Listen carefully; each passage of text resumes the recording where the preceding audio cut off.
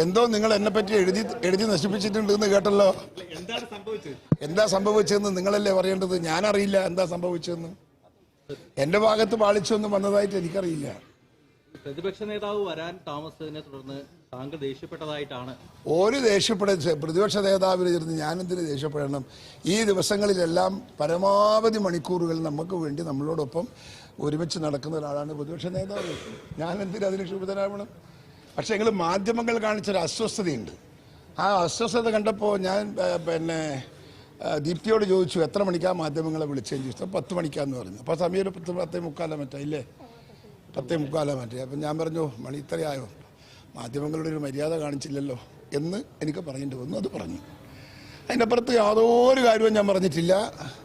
മാത്രമല്ല, എനിക്കതിനകത്ത് സതീശൻ അന്ന് അദ്ദേഹത്തിന് വേറൊരു പ്രോഗ്രാമിൻ്റെ ഉദ്ഘാടനം, ആലപ്പുഴ DCCയുടെ ഒരു ഉദ്ഘാടന കർമ്മം അദ്ദേഹം നിർവഹിക്കാനുണ്ടായിരുന്നു, YMCAയുടെ ചടങ്ങ്. അതിൻ്റെ അകത്ത് ആ ചടങ്ങിൽ പോയത് കൊണ്ടാണ്. ഏറെ വൈകിട്ടൊന്നുമില്ല, അദ്ദേഹം ടൈം വന്നിരുന്നു. കുറച്ച് 5 മിനിറ്റ് കഴിയുമ്പോഴത്തേക്ക് പുള്ളി വരുവാൻ ചെയ്തിരുന്നു.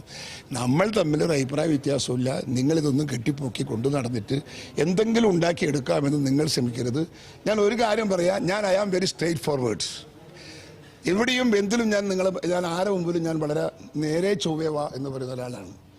എനിക്ക് ഇതിനകത്തൊന്നും കുശുമ്പുമില്ല, എനിക്ക് എന്താ പറയുക, വളഞ്ഞ ബുദ്ധിയുമില്ല. അവിടെ നേരെ ചൊവ്വയെ നിങ്ങളോട് ഞാൻ പറയുന്നത്, നിങ്ങൾക്കും എന്നോട് നേരെ ചൊവ്വയെ പറയാം.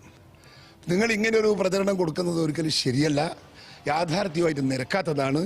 സതീശനും ഞാനും തമ്മിൽ ജ്യേഷ്ഠാനുജന്മാരെ പോലെ തന്നെയാണ് ഇപ്പോൾ കൊറിയായിട്ട്. ഇത്രയും ദിവസം നമ്മൾ ഒരുമിച്ചല്ലേ. എന്നോടൊപ്പം ഒരുപക്ഷെ എന്നേക്കാളേറെ ഈ സമര ജാഥക്ക് അദ്ദേഹമാണ് മുൻകൈയെടുത്തതും അദ്ദേഹമാണ് ഓടിയതും അദ്ദേഹമാണ് ചെയ്തതൊക്കെ. അവിടെ എനിക്കതൊന്നും മറക്കാൻ കഴിയില്ല. അങ്ങനെ ഒരാളെ, സതീശനെ ഒന്നും നമുക്ക് തള്ളിപ്പറയാനോ മോശമാക്കാനൊന്നും ജീവിതത്തിൽ നമുക്ക് സാധിക്കില്ല. അതുകൊണ്ട് സതീശനും ഞാനും തമ്മിലൊരു അഭിപ്രായ വ്യത്യാസവും ഇല്ല. അദ്ദേഹത്തിന് ഞാൻ കാര്യങ്ങൾ ബോധ്യപ്പെടുത്തിയിട്ടുണ്ട്. അതുകൊണ്ട് നിങ്ങൾക്ക് വേറെ എന്തെങ്കിലും ചോദിക്കാനുണ്ടോ? ഒന്നുമില്ല, ആശയവിനിമയം ഒന്നുമില്ല. നമ്മളെന്താ ആശയവിനിമയം നടത്തിയത്? ഞാൻ വന്നിരുന്നത് നിങ്ങൾ കണ്ടിട്ടില്ലേ? അതാണ് ഞാൻ പറഞ്ഞത്. അവിടെ ഞാൻ നിങ്ങൾക്ക് വേണ്ടിയാണ് രണ്ടൊരു വാക്ക് പറഞ്ഞത്. മാധ്യമങ്ങളോട് നമ്മൾ മര്യാദ കാണിക്കണം എന്നാണ് ഞാൻ പറഞ്ഞത്.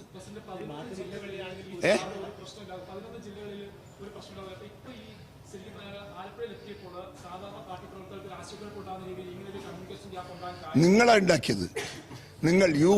പ്രസ് മീഡിയ പേഴ്സൺസ് ആണ് ഇത് ക്രിയേറ്റ് ചെയ്തത്. നിങ്ങൾ എന്നോട് അപ്പോളജി ചെയ്യണം.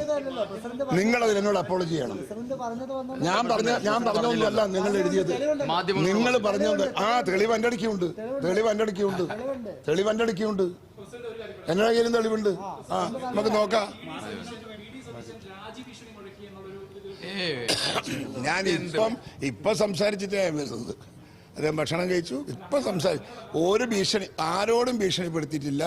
അദ്ദേഹത്തിൻ്റെ മനസ്സിൽ ഈ സമരം, നമ്മളെ ഈ ജാഥ ഒരു വൻ വിജയമാക്കി മാറ്റണമെന്ന ആഗ്രഹത്തിലാണ് അദ്ദേഹം ഉള്ളത്. അയ്യോ, ACC രാഹുൽ ഗാന്ധിയാ? ഇല്ലല്ലോ. AC വേണേൽ പോയല്ലോ. രാവിലെ പോലെ അദ്ദേഹം പോയില്ലേ? നടത്തത്തിൽ ഓട്ടത്തില്ല. ചുമ്മാ ഓരോന്നും വേറെ ഒന്നുമില്ലേ പറയാൻ.